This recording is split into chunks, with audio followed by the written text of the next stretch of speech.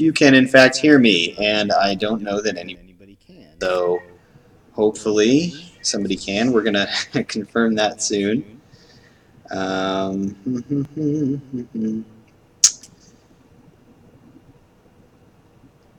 This is a test. Testing 1, 2, 3. Testing, testing, testing. Testing 1, 2. Testing 1, 2. Live. Testing 1, 2. Testing 1, 2, 3. Testing, testing. Hopefully somebody can. Oh yeah, sounds great. Confirm that soon. Okay, so we are broadcasting live. Oh, I better send the link to to people on Twitter.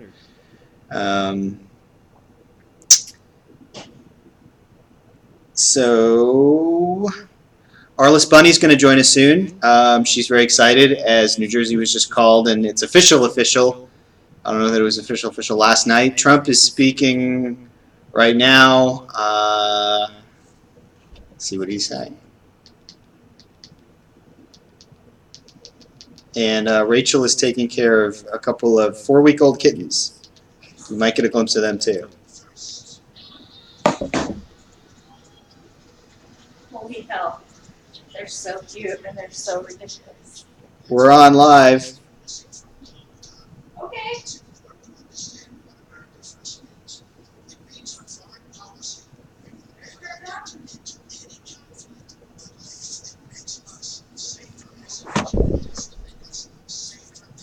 So Trump is saying we won't get into foreign conflicts unless it makes us safer as a nation. Of course, he will be the one making that determination, so something about ISIS and Syria and blah, blah, blah. Oh, I can turn on captions. That's right. Hi, Lily. You want to be on YouTube's? It's my dog, Lily, in the background. Rachel is about to join us. And Arliss Bunny is going to join us via the Skypes. So, well, let me actually start Skype. That would help, of course. So where are we? We are, sorry, a little discombobulated here. It's been kind of a busy day. June the 7th, 2016. Of course, there was the flap last night when the AP called Hillary Clinton the presumptive nominee before, obviously, results of New Jersey and California were in. Clinton wins New Jersey, no surprise there. Interested to see the results of California. Supposedly, Bernie Sanders is going to go home to Vermont and then keep campaigning. He's going to go to Washington, D.C. to campaign. I don't know why he's going to campaign there. Hillary's going to win big there. I don't know why he's still campaigning even. That's something that Rachel and Arliss and I can debate when Arliss comes on. And but this is a big night. Arliss is very, very excited, as you can imagine, and she's going to come on and talk to us about it in just a minute. And yeah, so once again, welcome to Irreverent Testimony, the live stream. Don't know how many of you out there might be watching, but we are live. We are streaming as long as my computer holds out for. I'm missing the power cable, so we're going to go and yep, we're just waiting. Hillary Clinton has won New Jersey. No surprise, obviously. She is way ahead, and Bernie is, after decrying superdelegates, letting everybody know that technically they do not cast their vote until, I think it's sometime in early July, and then they could all change their mind and vote for him. Honestly, what he's hoping for is that she gets indicted within the next 3 weeks. That's it. I mean, there's literally no other even semi-realistic hope of how that would happen where all these superdelegates. So to me, he's just... so I'm not really sure what Bernie's up to if he doesn't concede after tonight or in the next few days. I really don't know. And this is a guy who caucused for Bernie, who supported Bernie, who phone banked for Bernie, who donated to Bernie. I don't understand what he's up to at this point. I just don't. And maybe somebody can explain it to me. Okay. Looks like Arliss is online. So let's see if we call to the show here. Let's see what happens. On my headphones. Hey. Hello, Arliss. Okay. I Hello? think I'm past the. Can you hear me? Travis? Arliss, if that's you, I cannot hear you. Okay. That could be a problem on my end. I'm not sure. We apparently are connected to Arliss Bunny, although I don't hear anything. So, gonna have to call Arliss back. Sorry, Arliss, I'm gonna have to call you back. Technical issues. I apologize. One moment, please.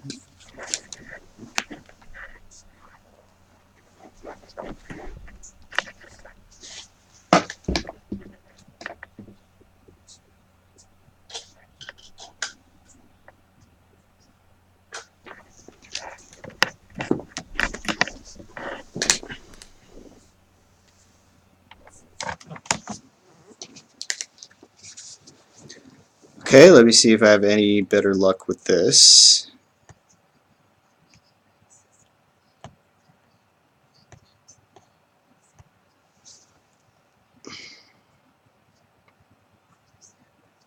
I don't know if you guys could hear Arliss. I couldn't.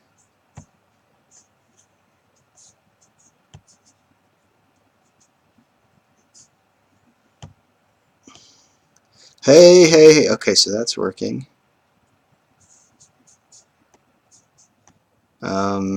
Hmm.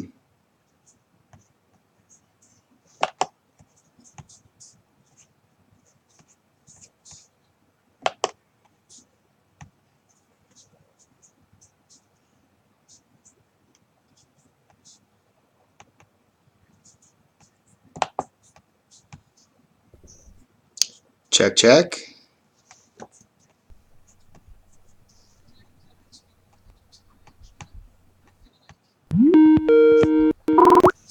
Hello, Arliss. Hi, is that any better? Yes, now I can hear you. Can you hear me? Yes, I could hear you before, but you apparently couldn't hear me at all, so. Right. That's kind of what was going on. So, yes, this is an historic evening, obviously. And Rachel's going to be joining us here in just a second. And, yeah, just give us your thoughts, your feelings on what this means tonight.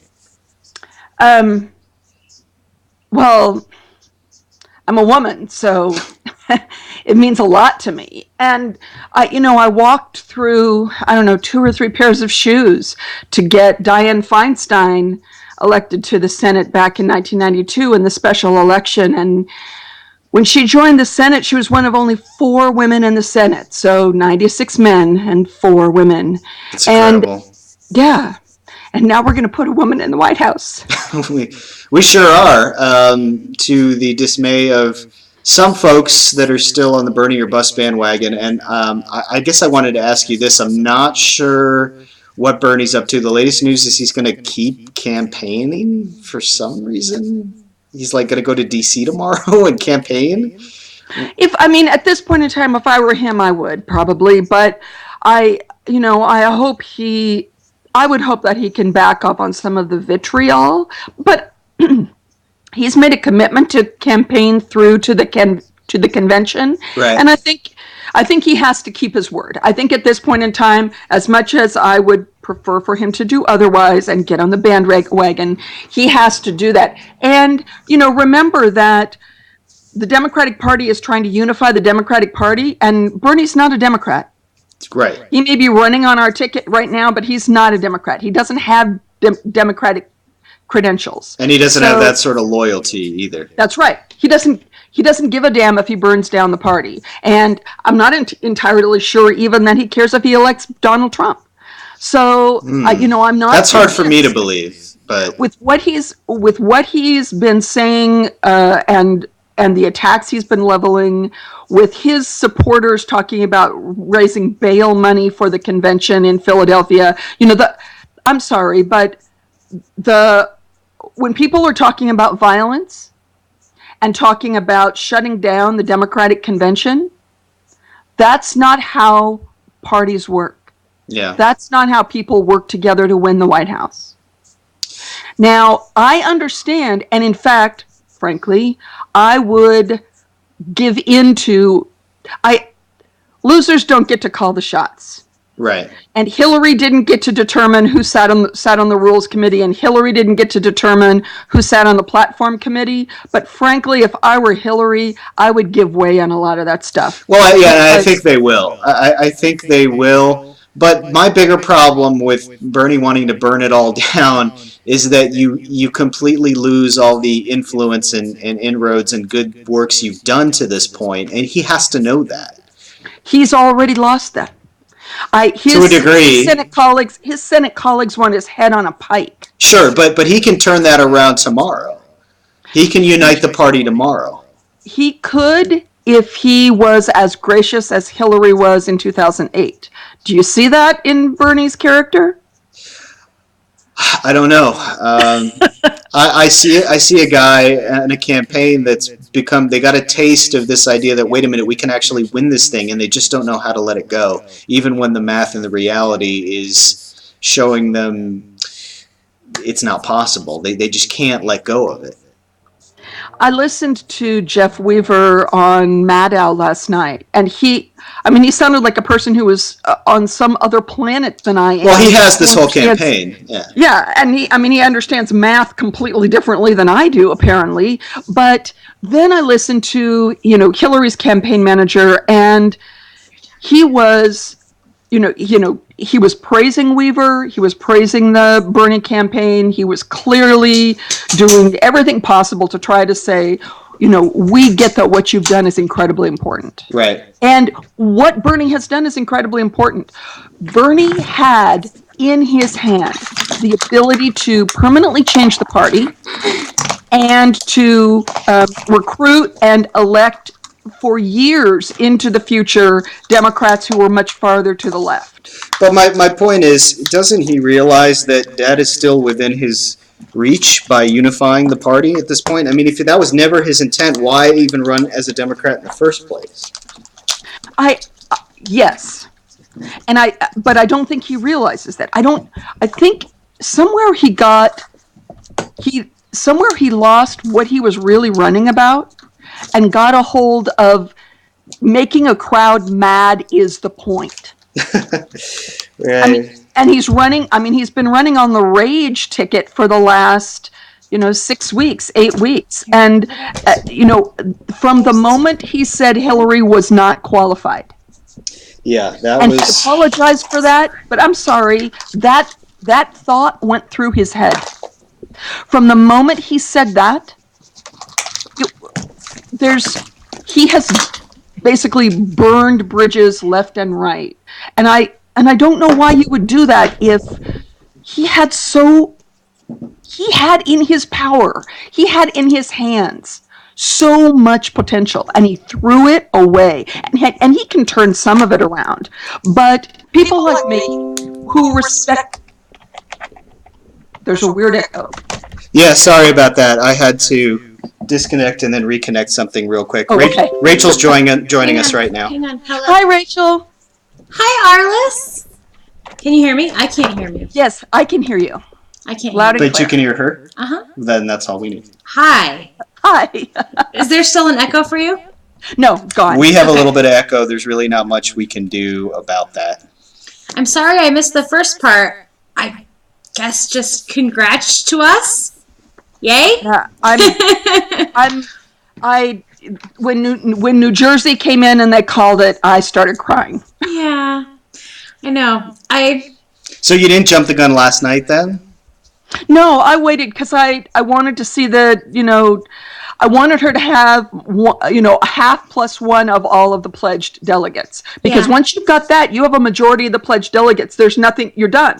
Yeah. Yes. And that's the ironic part. All the super delegate crap, it doesn't count. Once you have half plus one, you're done. And and again, going back to Bernie again, now this is where he's standing with, well, all these super delegates that I want to get rid of, and they're terrible and they're corrupt and it shouldn't be this way. Well, they can all change their mind and vote for me no matter who won the actual pledged delegate totals. Because now that it's not me, it should be who the polls show might be able to win better, which is the most absurd and frustrating thing for As me. a Bernie supporter, it's driving me crazy. And particularly since the polls don't take into account two things. They do not take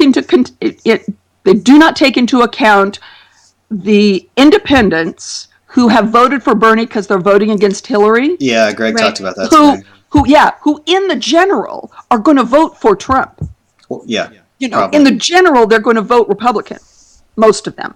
You think so? Yeah. Yeah. Oh, yeah. It happens around here all the time. People register for the party they're not in, and they vote for the weaker candidate in the party they're not in.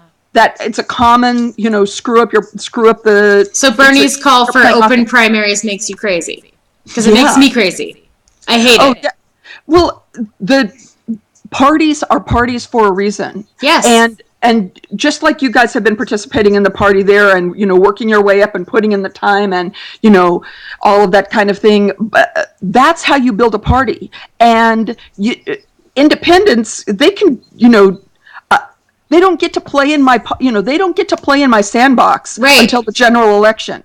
My sandbox is my sandbox until the general election. And isn't it true that Democrats fought against open primaries for a long time because it tended to bring out moderate voters who would pull the party to the middle? And we were sort of like, no, the party is moving in a more progressive way. And now this argument from Bernie's feels a little bizarre because it's like, no, open primaries would make it more progressive. And even organized labor pulled hard against, having independents opening primaries. Yeah. Because labor felt like it would dilute labor's message. And at that point in time, they were hanging on by the skin of their teeth. They needed all the help they could get. And frankly, they still do. So open primaries are not good for the issues that we all want. Right. Independent voters are not Democrats for a reason. Independent voters are farther right than we are. Right. Now, this is kind of interesting. Hillary leads in New Mexico. That's not much of a surprise. She's also leading in South Dakota early on. Is that surprising? A little bit. To South Dakota, a little bit. I didn't.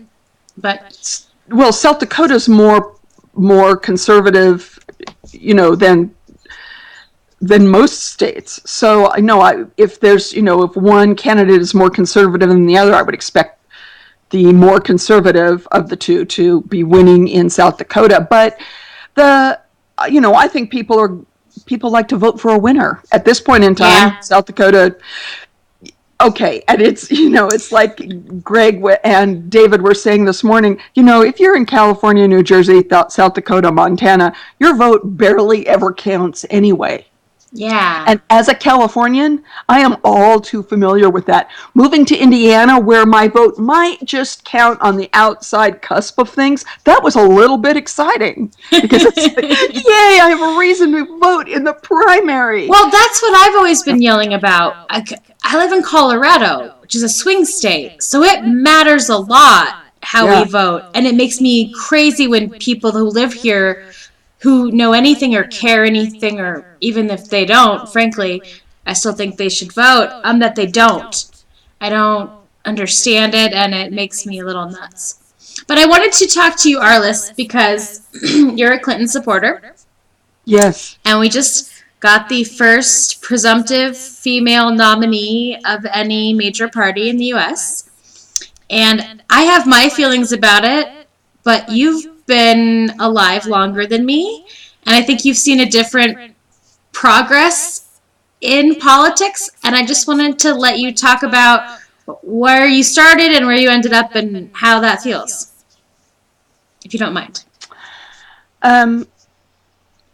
I started working to put women in Congress and women in the Senate when I was 14.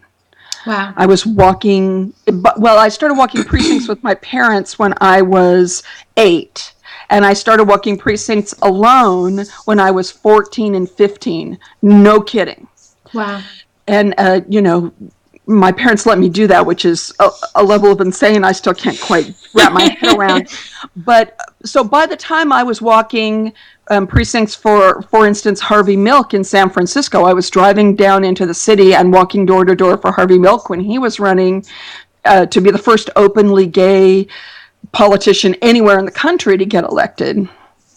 I worked on both of his elections until he actually got elected. When you are in those elections to do something first, it feels different. And it's like, in 2008, I had a really hard time initially, early on, in 2008, deciding between Hillary and Obama. Me too. I had a hard time. Me too. And I went back and forth, but I finally settled on I thought they were both good candidates for different reasons, and they were clearly very different candidates. Yes. But they were both good candidates for different reasons, and I ultimately decided that at that point in time, I thought, first of all, that Barack Obama was more ready to be the president. And I also thought that at that point in history, it was more important to put a person of color in the White House. I mean, I just determined that he had all the credentials. Yeah. She had credentials, all of the credentials. I thought he had maybe a little bit of an edge in that area. But what sealed it for me was the difference it would make in, how every child of color, every person of color thinks about and is validated by having somebody who looks like them in the White House. Yes. And I felt that way about working on Harvey Milk's election, and I feel that way about working for Hillary. Yeah. Well, this timing is perfect because my computer's about to die, and Hillary Clinton is about to come on live. I don't want you to miss that, obviously, Arliss. So this is about a good time to wrap it up here. Just some closing thoughts on a very historic night. I do think Bernie is going to come around eventually. I just don't know when. I don't think it'll be tomorrow. And we'll see what happens with that. Trump apparently just gave a speech where he didn't sound like a madman, and so all the Republican strategists on MSNBC are talking about his big pivot as if that's going to last more than 48 hours before he says something horrible again. And any other closing thoughts, Arliss or Rachel? Arliss, I would like to continue the conversation we just started about what it feels like for ladies to have this happen. And Can you join us on Friday, Arliss, by any chance? Whenever, let's correspond about that. I have to work out time because we're recording a fabulous interview on Friday, so Great. I have to work around that. No, just whenever. I just like to finish that conversation whenever we can. Okay, that sounds good. All right. Thank you, Arliss. Bye. Bye. And we're going to sign off now because I forgot to bring my laptop charger and my computer is dying. So this was the very abbreviated Irreverent Testimony live stream. Hillary Clinton's going to be the Democratic nominee. And the president. So fuck Michael. She's going to be the president. That's right. Yay! Yes. That's all really we wanted to say. People who voted for Bernie were not pissed about it, so I guess that makes us Bernie, horrible sellouts. Trump. Hillary's going to be the president! All right, good night, everybody. Thanks, go celebrate. Arliss. Carrots to you and yours. Bye. And bye to you all out there because my computer's dying, and this is the shortest live stream in history. Yeah. But you've seen it. We got Arliss on, so whatever. Okay. Good night. Good night. Watch Hillary's speech. Bye.